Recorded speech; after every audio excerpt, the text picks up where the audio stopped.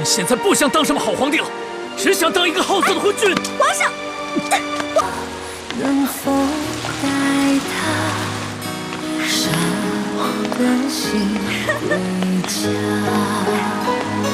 愿做他掌上的明珠，献上我纯真的祝福。明月照我心，掀起迷雾，留下不悔的情愫。玉环，上苍一定是听到朕的心声了，一定是咱们的血书佛经，一定是这些感动了上苍。朕要谢谢你，这么大的雨，百姓们有救了，我大清的子民有救了。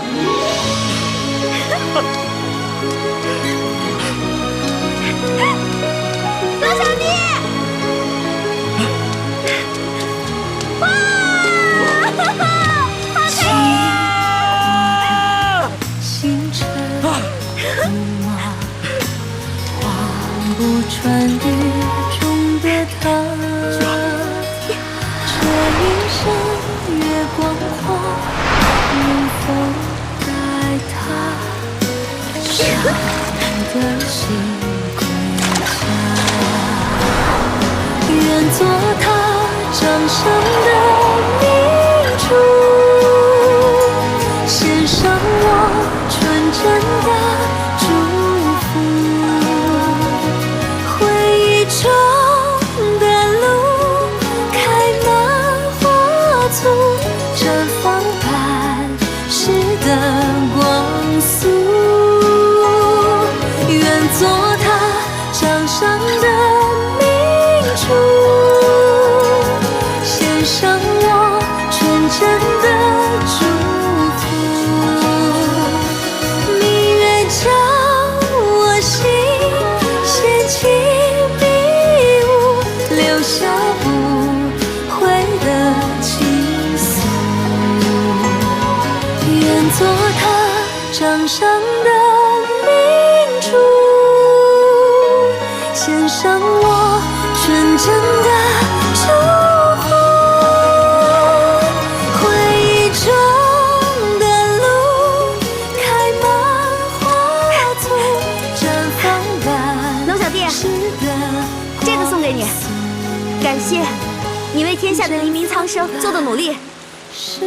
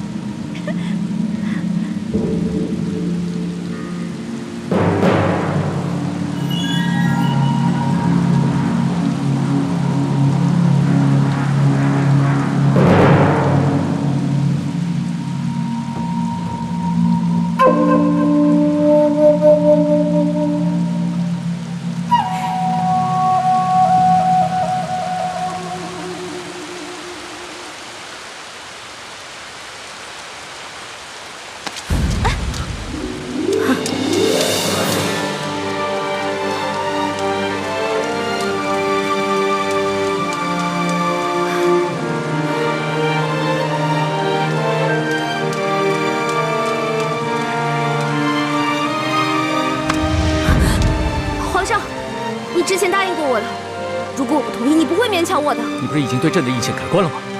为什么还如此排斥朕？我承认你是好皇帝，可是我依然觉得，皇上是天底下最不值得女人爱的男人。就因为你的青梅竹马，他要是再也不回来了，他要是在外面娶了别的女人呢？他不会的。你就那么相信他？这跟信不信他没有关系。就算没有他，我们两个之间也不可能。如果现在你面前的不是皇上，只是你的结拜小弟龙三，你还能接受朕吗？只要你还在这紫禁城里，只要你还黄袍加身，只要你还有着东西12宫的嫔妃，你依然是皇上。我不愿意和许许多多的女人共享一个爱人。好，既既然在你心中朕永远支持皇上，那朕现在就下旨要你陪朕。皇上，你平时不是挺稳重的吗？什么时候变得这么小孩子气啊？你不是说过要当好皇帝吗？好皇帝怎么能抢有夫之妇呢？朕现在不想当什么好皇帝了，只想当一个好色的昏君。皇上，皇上！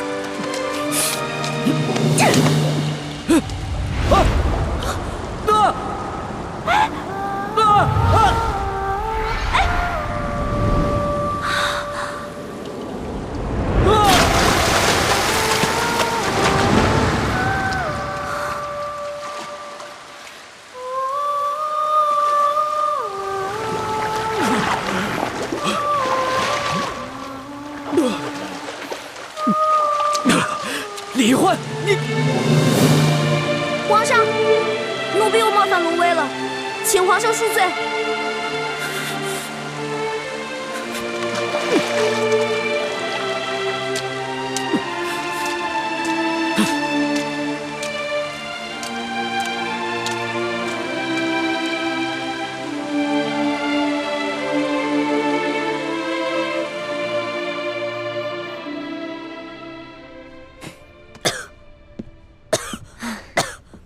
你呀，也真是的。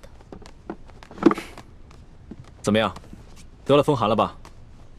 谁叫你昨个那么得意忘形的？我怎么得意忘形了？你以为康熙真的是真龙天子？你抱着他，还能遮风挡雨、驱寒取暖？昨天那是误会嘛。好不容易下雨了，当时龙小弟特别兴奋，所以他一抱我，我怎么忍心推开他？龙小弟特别兴奋，所以他一抱我，我怎么忍心推开他呀？你知道，我看到你跟康熙在雨中紧紧地抱在一起，我心里是什么滋味吗？朱哥哥，你生气了？可是不是你说的吗？让我接近康熙，顺便打探消息啊。我哪敢生你的气啊！我是搬起石头砸自己的脚。小师妹，自古帝王最无情，还是大师兄对你最痴心啊！你可千万不能被康熙的虚情假意所迷惑呀！我没有被他迷惑呀，我知道，我只是把他当成我的兄弟，当成朋友。再说了，康熙对我也很尊重，很容让的。环妹，你对男女情事还是很懵懂，所以当局者迷。但是我跟倾城看得很明白，如果你再继续留在康熙的身边，但是心里不跟他保持一定距离的话，一定会发生变故的。小师妹，你可千万不能对康熙动心啊，不然不仅是对不起大师兄，对不起师父们，更会让你自己万劫不复啊！徐姐姐，怎么连你也这样说呀？我都快被你们冤枉死了。好了好了，不要再儿女情长了。既然大家已经决定继续留在宫中继续打探，那咱们每个人都必须以大局为重。我知道了，知道了。皇上驾到！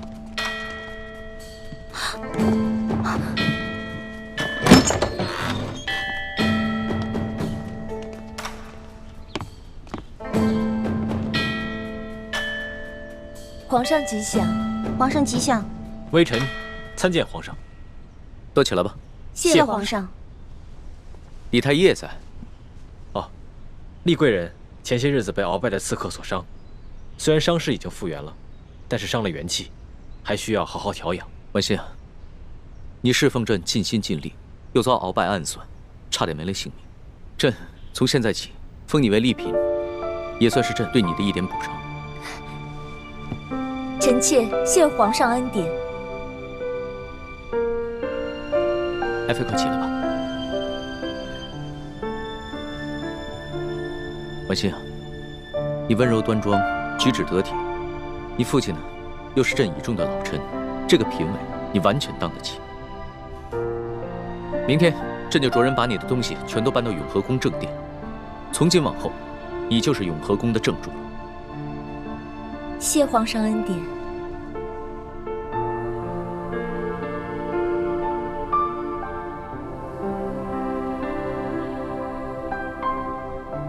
文心，身体好些了吗？已经好多了，谢谢皇上关心。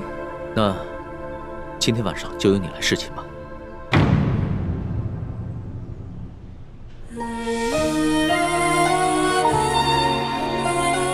臣妾遵旨。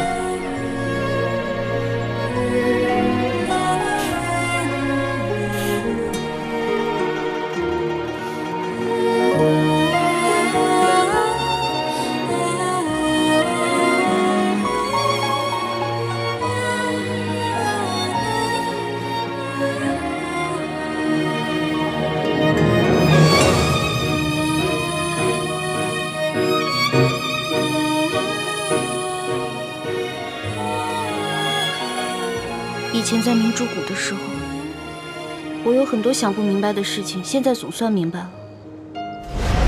哇，好好看的衣服啊，给我的吗？不是给你的，拿过来，听话。这件衣服啊，是给你雪姐姐的。雪姐姐，1年前她不是跟六师傅出谷去山西执行什么秘密任务了吗？对呀，她执行的任务啊，就是要打扮得美美的，所以这个是给她做的。执行什么任务可以打扮得美美的呀？我也想执行这样的任务。你呀，什么都学不好，18般武艺样样不到家，哪像你雪姐姐啊，又刻苦又听话，派她出去啊，我们放心。再说了，你跟那舒小姐长得也不像啊。舒小姐？什么舒小姐？我怎么听不明白啊？这是机密，就不要问了啊。知道了。哇，这么多银子啊！四师傅，怪不得他们都说你是咱们明珠谷的财神爷呢，一回来带这么多银子。哎呀，我哪里是财神爷呀？我只不过是个管账的。这些钱呢，是咱们联盟的成员辛辛苦苦挣来的。可是四师傅，咱们既然不缺钱，为什么还要省吃俭用啊？你个小鬼头啊！你瞧瞧你朱哥哥啊，他还是太子呢，平日里不也是照样带头省吃俭用吗？啊？对啊，我知道他很节俭，可这些钱够我们花了，他为什么还要那么节俭啊？哎，咱们要光复大明，光靠谷里这几个人远远不够，我们还要招兵买马，那是一大笔巨款，钱要用到刀刃上，平日里的开销啊，自然要能省则省。哇，四师傅，这金镯子好好看啊，是给我的吗？哎，别，你给我，啊，听话，哎，我跟你说啊，本来你是我们未来的太子妃，这谷里的好东西啊，要优先你和太子用。但是呢，你雪姐姐啊，要出外执行特殊的任务，这些东西啊，都是特意买给她的啊。我就知道，这好任务从来不会派给我，就是你们偏心的。哎，你受得了你五师傅在你脸上动刀吗？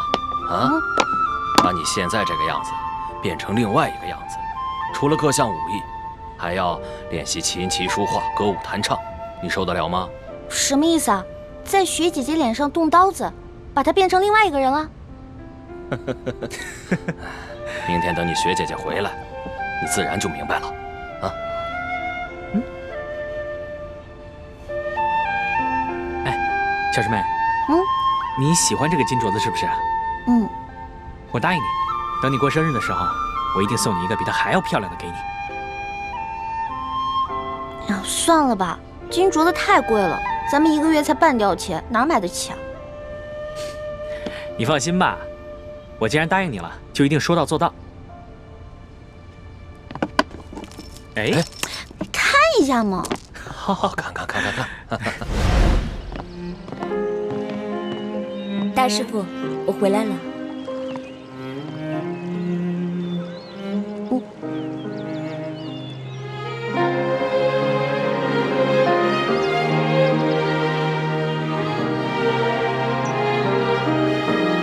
雪姐姐，你怎么跟去年走的时候不太一样了？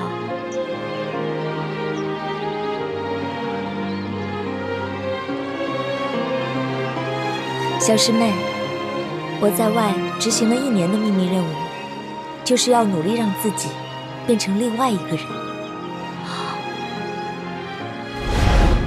我当时还嫉妒雪姐姐呢，我还觉得雪姐姐每天可以穿那么多好看的衣服，戴那么多好看的首饰，把自己打扮得漂漂亮亮的，可没有想到，他原来这么不容易。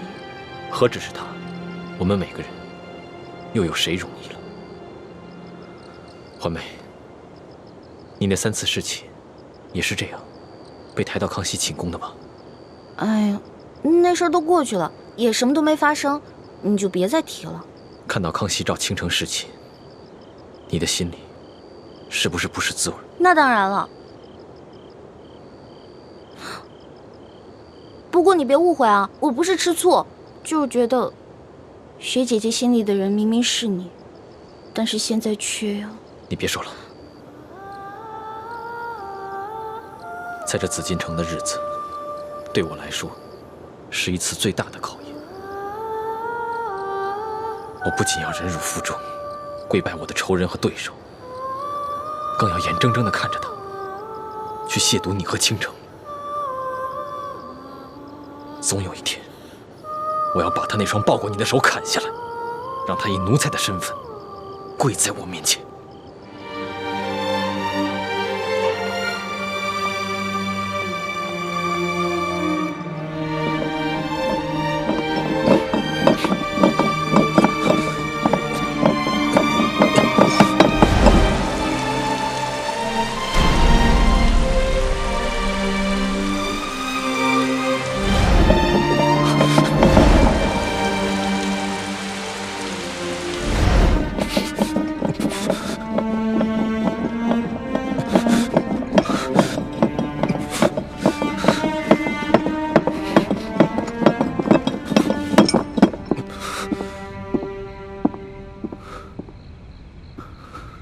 六师傅，你怎么来了？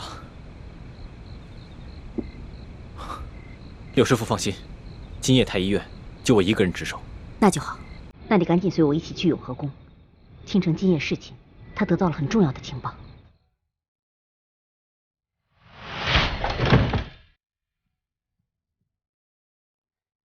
我把值夜的宫人们都迷倒了，药效只能维持半个时辰，我们必须要抓紧时间。今夜我去陪康熙下棋，才下了半盘，索额图突然有急事求见，康熙就让我避到寝殿，他独自在外殿见了索额图。索额图最近一直在负责鳌拜的案子，深夜进宫见康熙，一定是有什么重大的发现。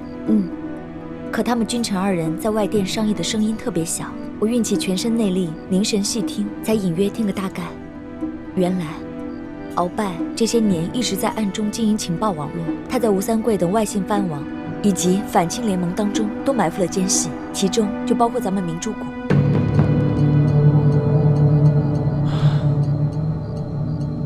我早该想到的。清廷这些权贵也不是吃素的，我们在向他们内部渗透的同时，他们也会在我们内部埋下棋子。义父赶回明珠谷清查内奸去了，可是明珠谷上下住着800多名来自全国各地的签名遗老，要想查出内奸是谁，恐非短时间内可为。还有，鳌拜为了保命，说什么也不肯把这个情报网络交出来，反而在今夜提出了谈判条件，要求康熙赦免他以前犯下的罪过，放他回府，继续由他执掌这个情报网络，并且直接由康熙负责。索额图觉得此事事关重大，所以才会连夜进宫向康熙禀报。康熙什么态度？康熙忍了鳌拜这么多年，好不容易才险中求胜，岂肯再受挟制？所以他对鳌拜的嚣张很是震怒，但他很快就冷静了下来，随后就命太监把我送回永和宫。但当我离开的时候，我看到康熙和索额图一起走了，估计是去天牢见鳌拜。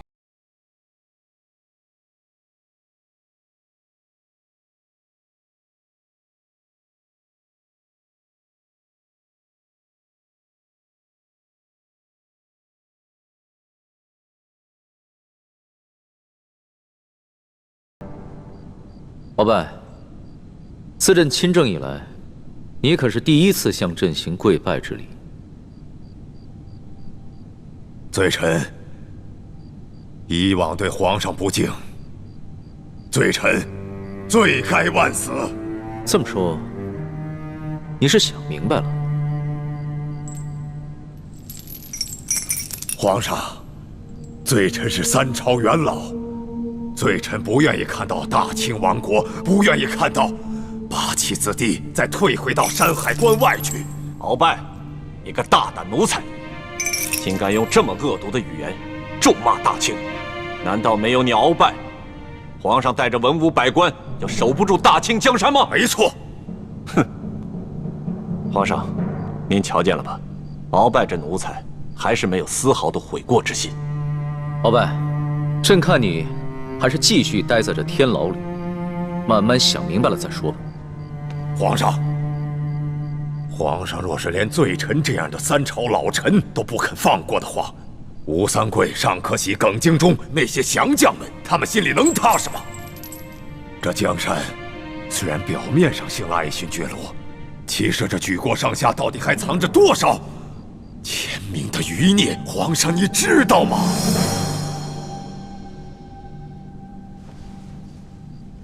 知道，饭要一口一口吃，棋得一步一步下。等朕收拾了你，朕自然会把那些威胁大清的敌人一个一个揪出来，然后清除掉。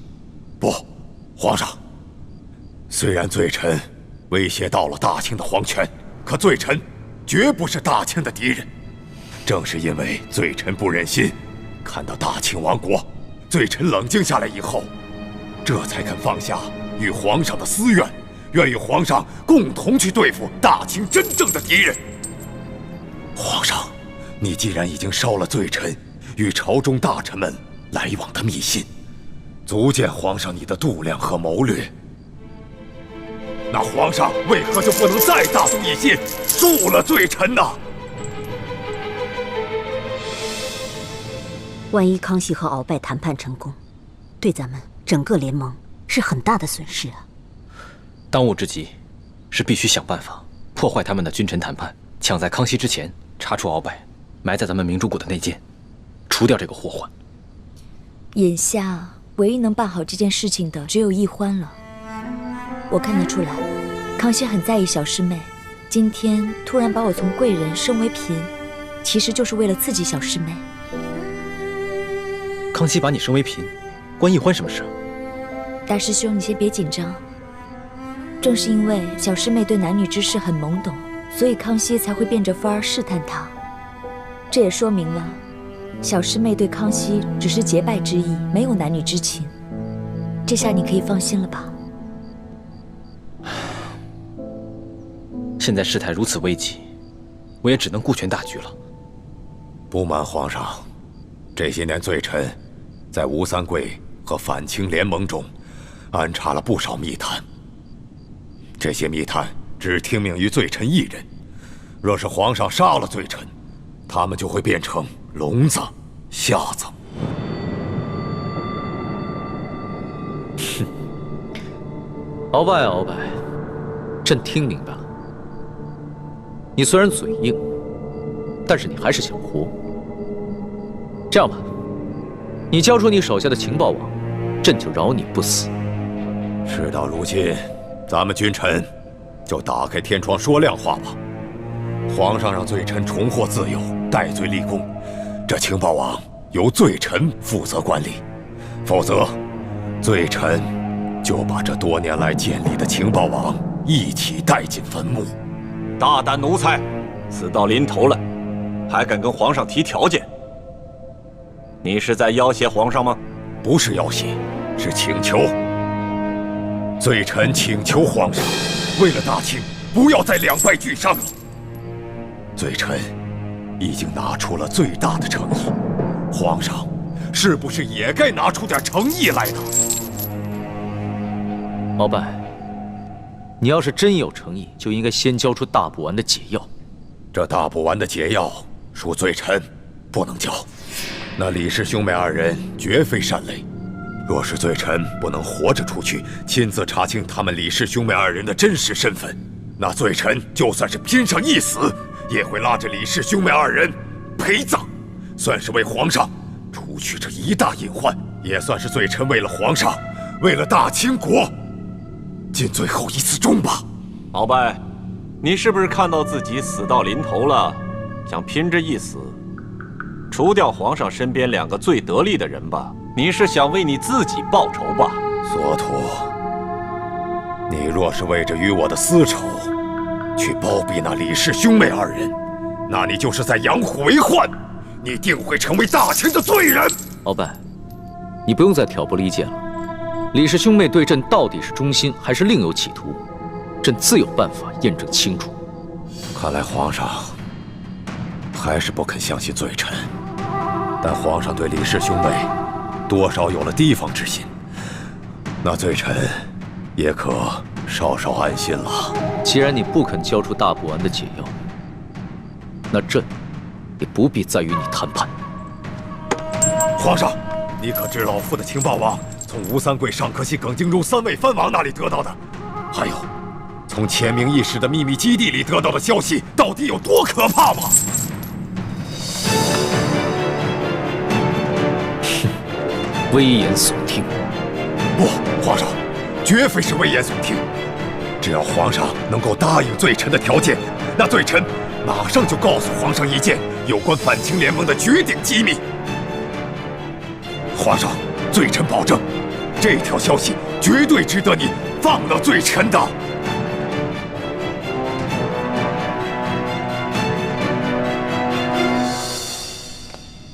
皇上，如果鳌拜方才所言属实，那他一直向皇上隐瞒这些机密，那犯的是欺君之罪。可如果他说的不是实话，那犯的更是欺君之罪。所以，皇上，你再好好想想吧，为了大清啊，皇上！朱哥哥，所以你的意思是让我挑拨鳌拜跟康熙的关系，让他们君臣谈判失败？不，恰恰相反，我要你想办法劝康熙尽快答应鳌拜的要求，赦免鳌拜，放他回府。我没听错吧？你我来历不明，又有鳌拜从中挑拨，康熙本来就对我们没有完全信任。这个时候，若是再挑拨他跟鳌拜的君臣关系，反而会加重他对你我的疑心。鳌拜老奸巨猾，他不可能真的交出情报网络，他只会自己亲自掌控，但他一定会暗中与手下内奸联系。只要放鳌拜回了府，我们就有机会查出那内奸是谁。哦，那你这么一说，我突然就明白了。朱哥哥，你简直太聪明了！你呀，总算夸我一回了。哎，不过，如果那个康熙再对我动手动脚的，你可别再乱吃醋了。嗯。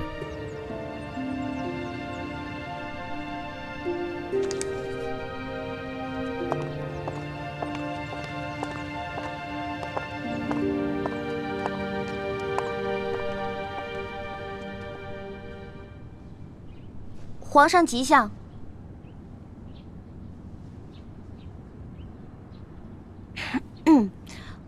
皇上吉祥。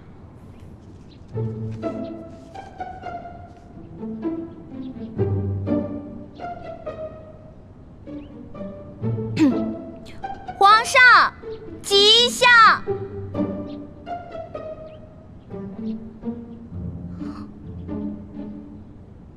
哼，这个臭龙小弟，居然不理我。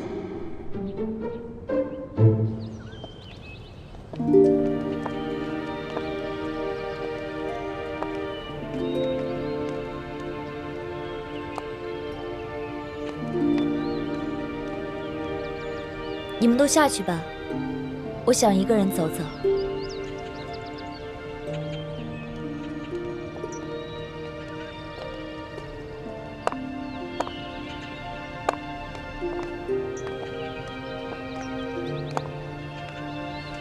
微臣参见丽嫔娘娘。免礼。奕欢去见康熙了，也不知道情形如何。你不必忧心。虽然康熙表面上在生奕欢的气，但这也说明了他对奕欢很上心，所以小师妹一定能搞定康熙的。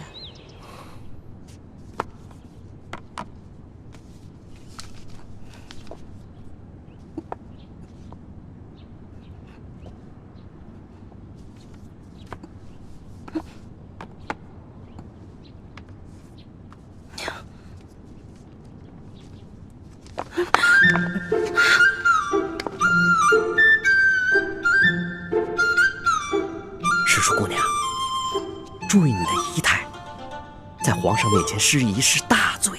我的2条腿都在弹棉花了，我根本站不动了。站不动就跪着，你怎么能这样不成样子的坐在地上呢？快起来，快呀！李德福，奴才在。去看一眼朕的药煎好了没有？这。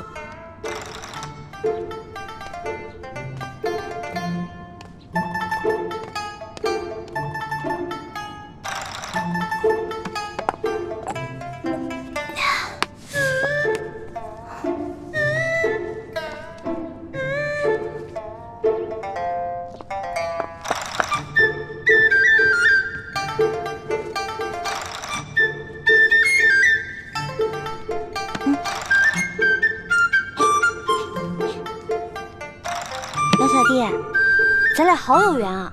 不愧是结拜的兄弟。你看，你也在吃药，我也在吃药。我受风寒了，我刚来之前，我哥哥给我准备了1大碗药，我刚喝了呢。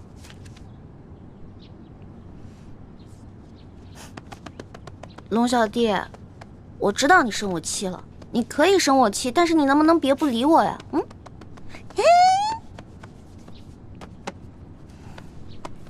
好吧，既然皇上不想看到我，觉得我在这里碍你眼，那我走就是了。我走啦。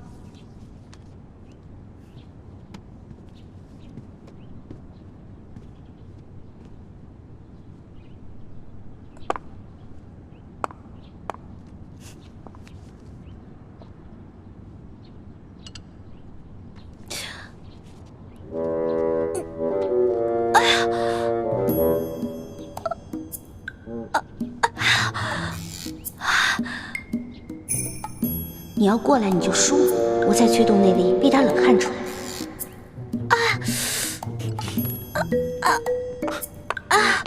怎么了？是不是大补丸的毒性发作了？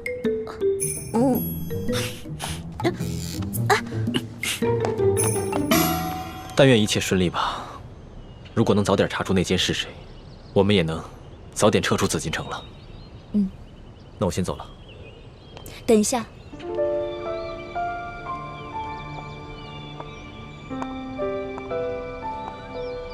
大师兄，有一件事我一直想跟你说，却又不知如何开口。你我从小一起长大，情同手足，有什么话不妨直说。你昨天亲眼看到我被送去侍寝，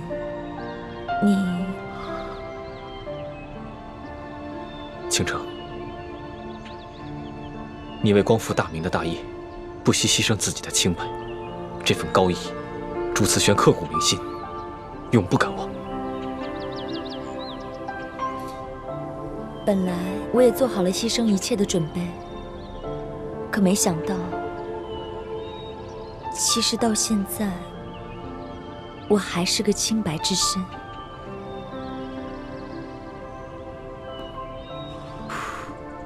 来，下面还要喝了。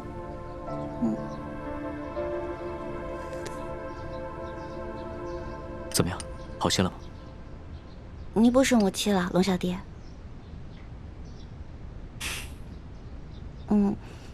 我听李公公说，你昨天又要到4更天啊？你身体本来就生病了，这么熬下去哪能吃得消啊？你不是那么讨厌朕，又排斥朕，还假惺惺的来关心朕干嘛？你笑什么？没有啊。我就是觉得龙小弟很可爱，在大臣面前威风凛凛的样子，原来也有像孩子一样赌气的时候。不过你跟我赌气啊，那你就输定了。从小到大，我爹、我师父、我的兄弟姐妹，他们跟我赌气，没一个人能赢，都被我气得半死。所以，你还是别跟我赌气了。是啊，你这赌气的能耐是很厉害。一想到那天被你推入荷花池，朕就气得胸口疼。好了好了，龙小弟，别生气了，我给你揉揉，好点了吗？揉揉。大王突然对我这么温柔，无事献殷勤，非奸即盗。说吧，你要打什么主意？我就说过皇上是天底下最难伺候的人，跟你保持距离吧，你说我对你冷淡；我对你好吧，你说我别有用心。那你让我怎么办啊？这说来说去还是朕的错啊！别，不是您的错，皇上是天底下最聪明、最正义的，什么都是你对，是我不对，错就错在，我一心把你当成兄弟，而且为你出生入死，为你挡刀子，但我却没有办法装成痴情淑女，去骗取你的宠爱。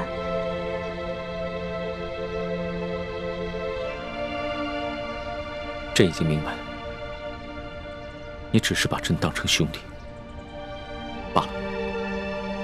君子戒之在德，朕不应该太贪心了。放心吧，以后朕不会再勉强你了。你的意思是，康熙没有碰你？嗯。难道他对你起了疑心？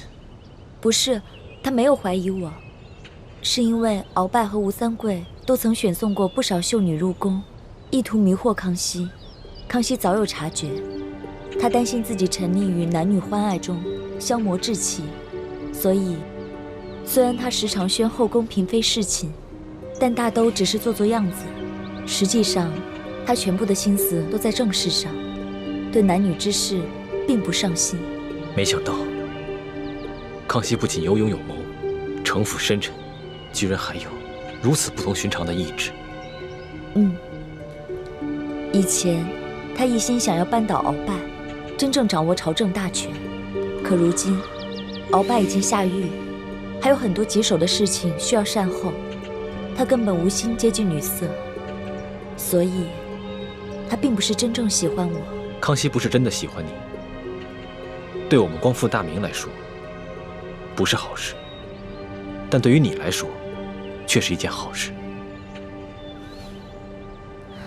现如今，我已经不需要再牺牲自己的清白向康熙邀宠，就算他非要我侍寝，我自有办法让他无法亲近我，是因为我早就心有所属了。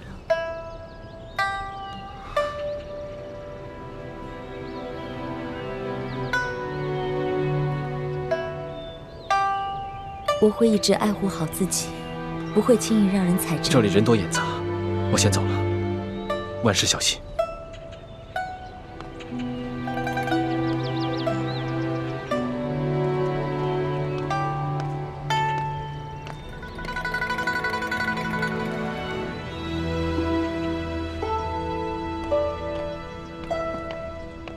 李公公，来，给我吧。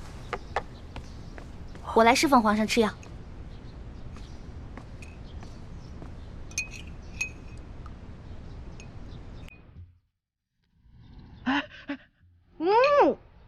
苦死了！哇，龙小弟，你太勇敢了！快，趁热把这药喝了。哎，慢着，是淑姑娘，咱们奴才给皇上试药，要把那个药啊倒到另外一个碗里。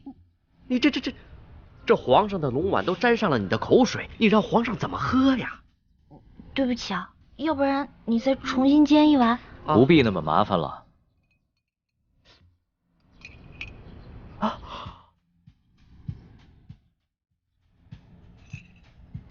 拿去吧。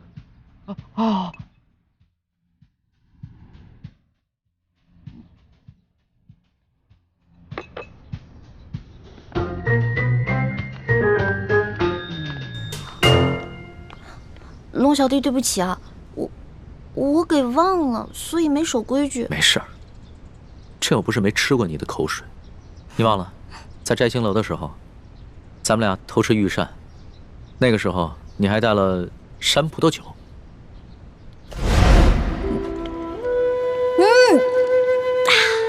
爽。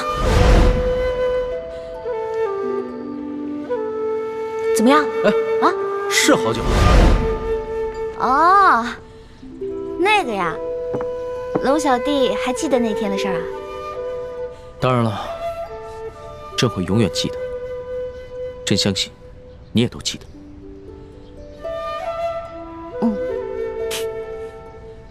你这娇羞的样子倒还挺可爱的。对了，那个山葡萄酒呢？还有吗？朕一直惦记着那个味儿呢。有，我还留了一点呢。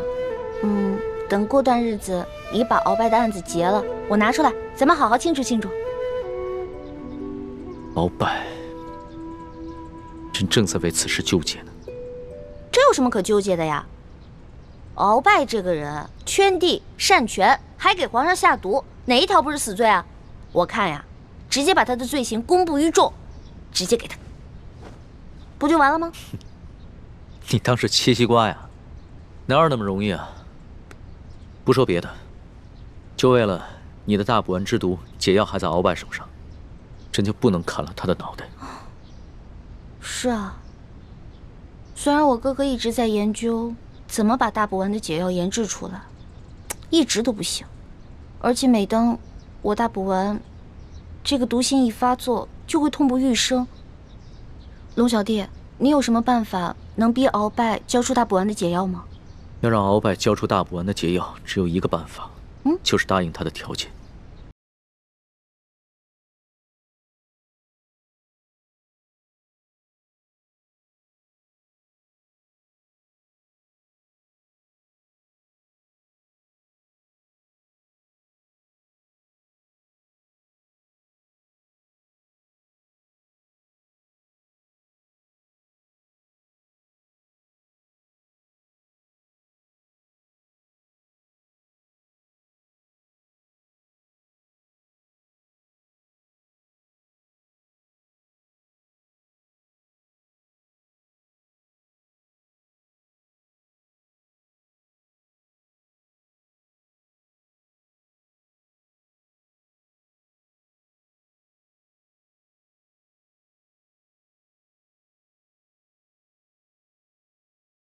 你觉得他真的会效忠于你吗？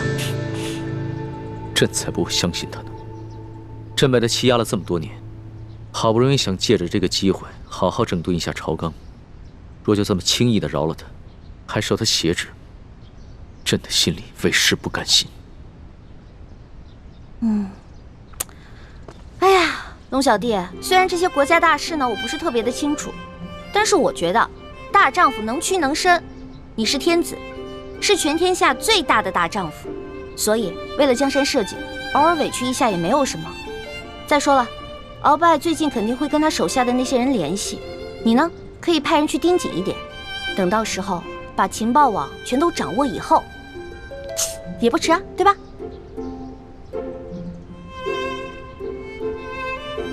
你说的对，朕是天子，是天底下最大的大丈夫。为了江山社稷，也为了朕的老大叶欢，朕就答应鳌拜的条件。龙小弟，老大永远支持你。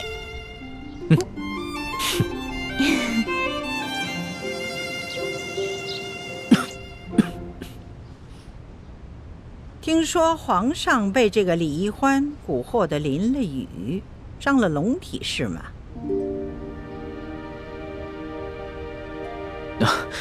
皇祖母，你别听宫里那些人乱嚼舌头。这孙儿啊，不过就是看到老天终于降下甘霖，这才一时激动，不管不顾的就冲进雨里欢庆了。此事和易欢一点关系都没有。再说了，孙儿啊，只是受了一点风寒，已经服下了一剂药，好多了。哎呀，易欢叫得那么亲呐。其实这李易欢没有进宫之前，皇上可不是这么容易冲动的。不管是天大的难事，或者是天大的喜事，皇上都不会情绪失控。皇上应该明白，龙体的安康就是朝廷的晴雨表。皇上在后宫打了几个喷嚏，那不要紧，哎，这朝廷上下就是几番波澜。皇祖母批评的是，孙儿知错了，孙儿以后再也不敢如此放纵自己了。听说你准备赦免鳌拜，放他回府？对，这鳌拜侍奉我大清王朝3代君王，他的性子，想必皇祖母也是一清二楚。若是硬拼到底的话，最后只会两败俱伤。所以孙儿就答应了他的条件，放他回府。只要他还和他手底下的情报网有所联系，那孙儿就能找到机会皇上之所以肯赦免鳌拜，不仅仅是出于公心吧？听说这李易欢是中了鳌拜下的毒，这解药是一直没有找到。皇上，你可心里着急啊？皇祖母，这易欢是为了孙儿才中的毒，孙儿自然也想公私兼顾。但是皇祖母请放心，孙儿绝对不敢沉溺于女色。对于这个易欢啊，孙儿不过就是觉得她活泼可爱，又会一些这后宫中人都不会的小技艺。最重要的是，她能够逗皇祖母开怀一笑。皇上，你喜欢她，不必拿哀家说话。皇帝嘛，这身边有几个逗你开心的女人，这也没什么不好的。只不过是你要记住啊，这古人说得好啊，情深不寿啊。当年你的皇爷爷、皇阿玛，那都是不顾江山社稷呀。多少年来，哀家每每想起来，会为他们惋惜、痛心啊。皇祖母请放心，江山美人，孰轻孰重，孙儿心里有数。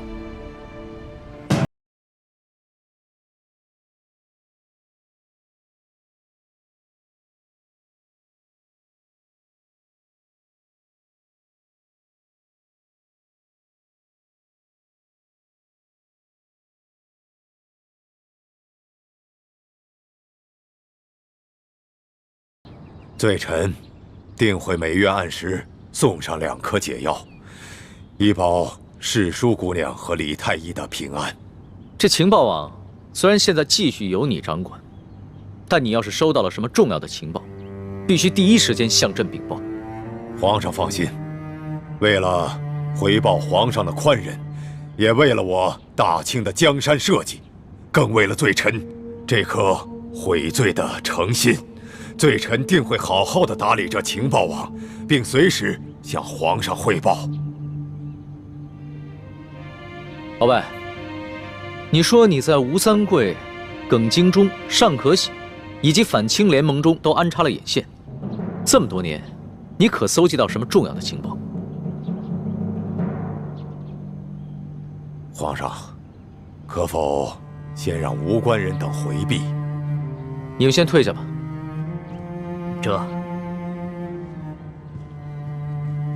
皇上，这鳌拜虽然现在认了罪，可是他武功高强，万一他突然行刺，这外面的侍卫根本来不及护驾。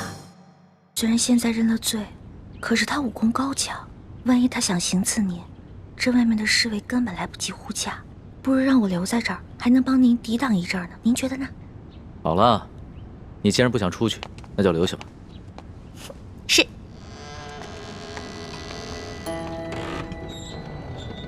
皇上，行了。易欢是皇宫里边朕最信任之人，也是朕最心爱之人，你但说无妨。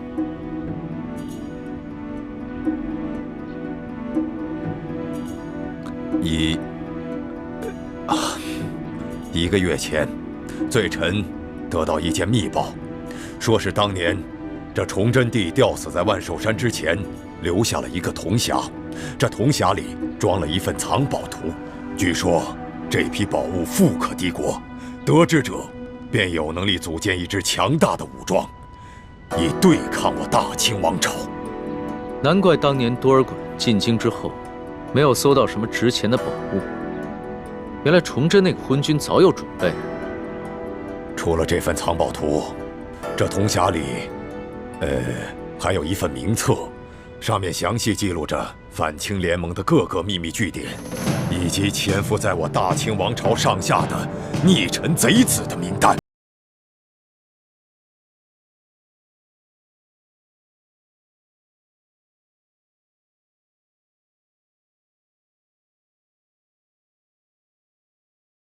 心叵测之人。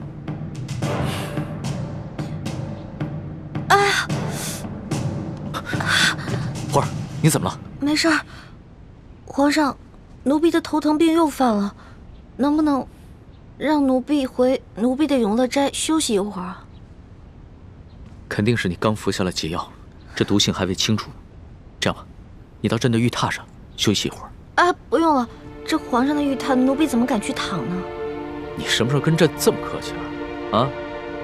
你必须得在朕面前变得好好的，要不然呢，朕不放心。来，走吧。皇上。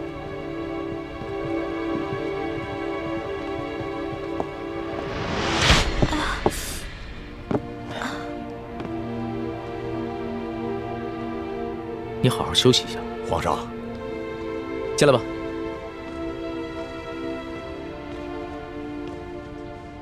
那个铜匣现在在何处啊？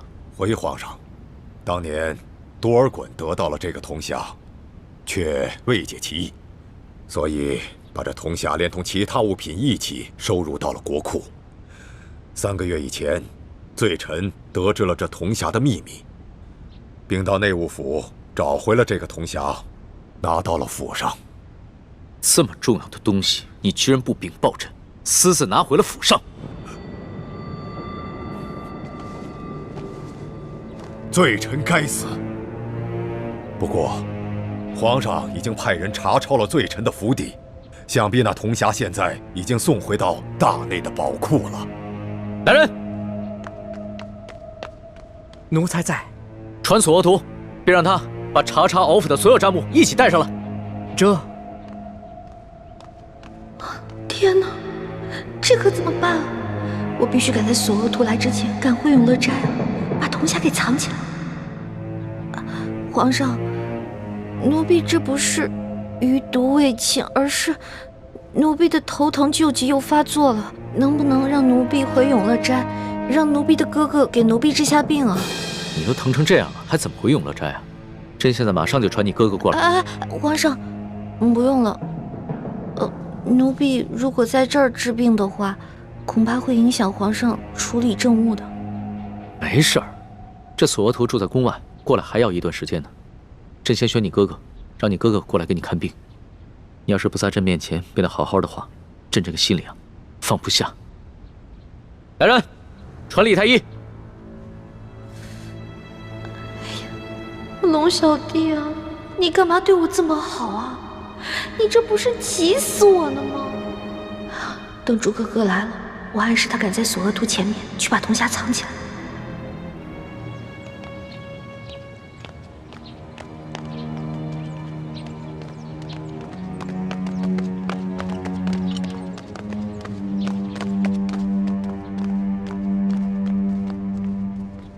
禀皇上，李太医采买药材去了，只有蔡太医当值。朱哥哥一定是去慈航药铺跟爹接头了。哎呀，朱哥哥，你这次出宫的可不是时候啊！世淑姑娘突然头晕，你过来给她瞧瞧。是。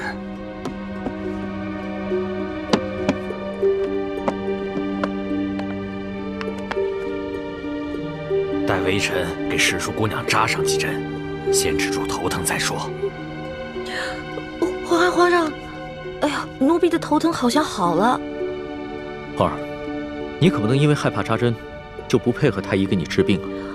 没有，是真的，奴婢的头疼就是这样，来得快，去得也快。奴婢现在已经没事了。真没事了？真没事了。好吧，你先退下。是。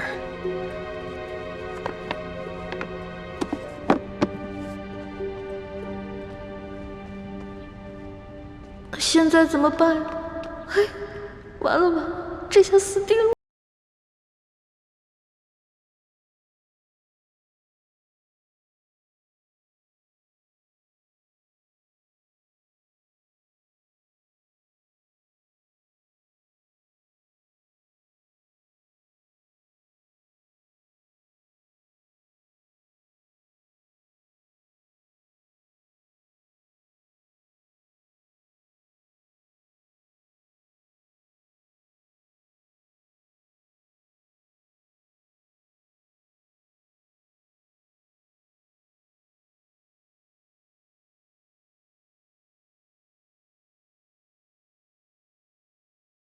奴才没有见过。大胆索额图！朕让你查抄敖府，你就借机中饱私囊。若是平常的宝物也就罢了，朕就不跟你计较了。但是这个铜匣关乎到我大清的国运，到现在你还不肯交出来，你有多少脑袋让朕砍呢？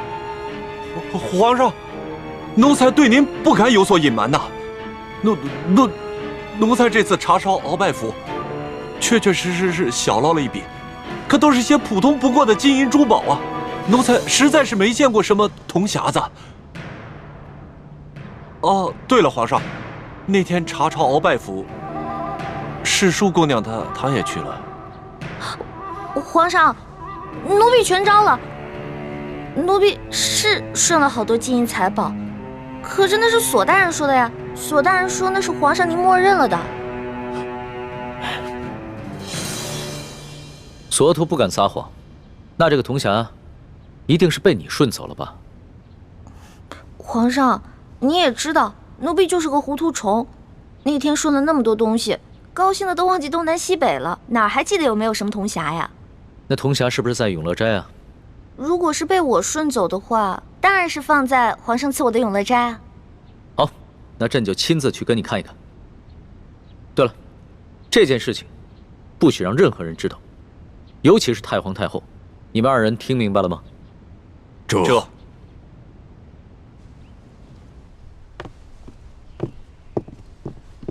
你们都下去吧。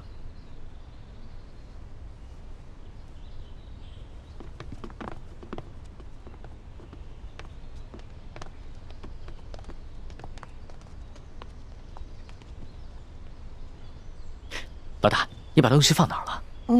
我怕你给我派过来的太监宫女手脚不干净，所以我就把那些都藏在床底下了。不过你是皇上，你肯定不能跟我一起钻床底吧？还是奴婢去吧。哎，你个笨丫头，朕是不能跟你一起钻床底，但是朕可以跟你一起把这个床挪开，对吧？您说的对。老大，这个铜匣还真在这儿呢。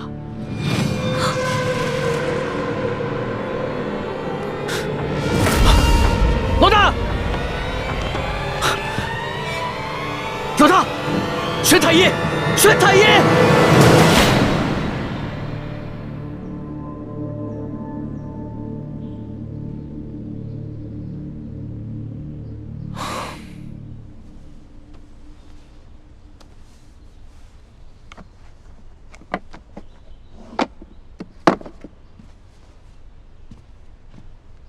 皇上，臣妹一时旧疾发作，晕了过去。那他这个头疼的病有根治的办法吗？他这病打一出生就落下了，时不时就会发作。微臣想尽一切办法，也没办法根治。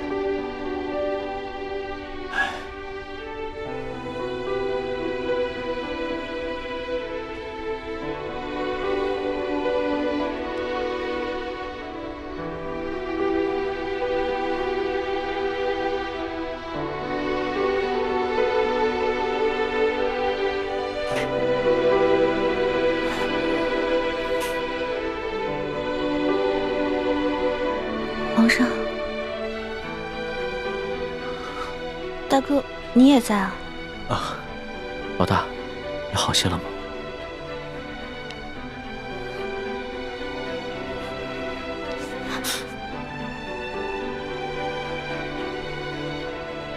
李太医，这儿没你的事儿，你先退下吧。微臣告退。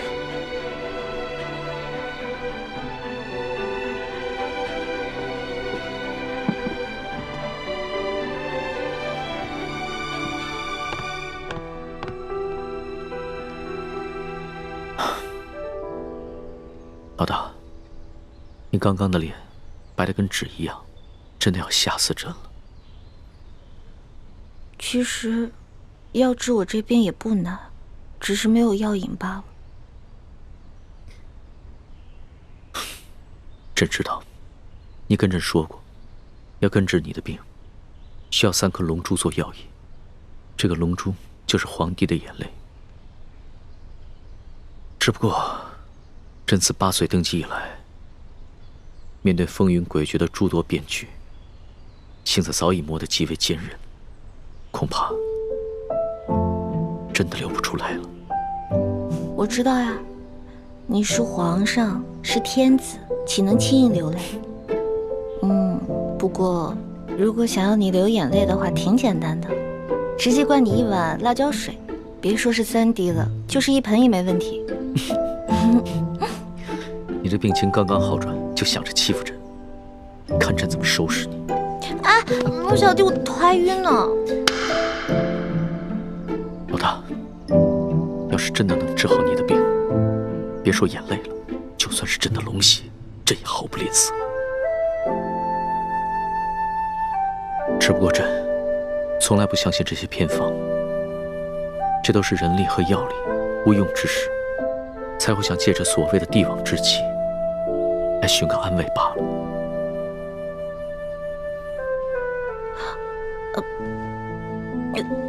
来，皇上，那个铜匣子找到了吗？当然找到了，肯定是你这个小迷糊，觉得这个铜匣精致漂亮，就把它顺回来了，是吧？我从来都没有见过这么大一笔财富，所以顺了一些回来。龙小弟不会怪我吧？不会的。哎呀，还好啊，这个铜匣子已经找到了，而且啊，没有被太皇太后知道，要不然啊，朕都不知道怎么保你了。哇，这个铜匣好漂亮啊！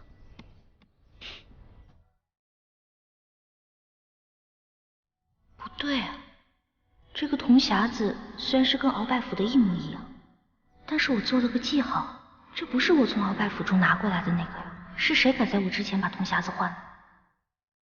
难道是朱哥哥？朱哥哥真是太聪明了。老大，你在想什么呢？我在想，如果这个匣子里面全都是前明的藏宝图，那龙小弟你就发大财了。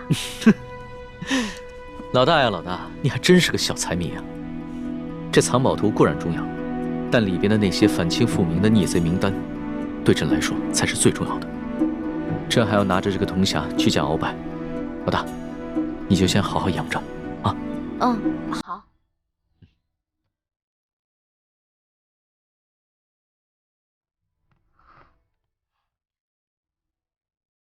神仙保佑，神仙保佑！千万别让鳌拜看出来那个匣子被人调包了，不然我就完蛋了！神仙保佑，神仙保佑！罪臣鳌拜，拜见皇上。凭什么？谢皇上。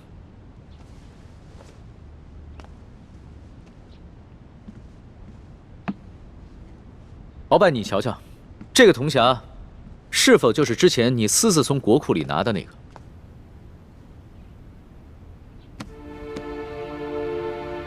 回皇上，没错，就是他。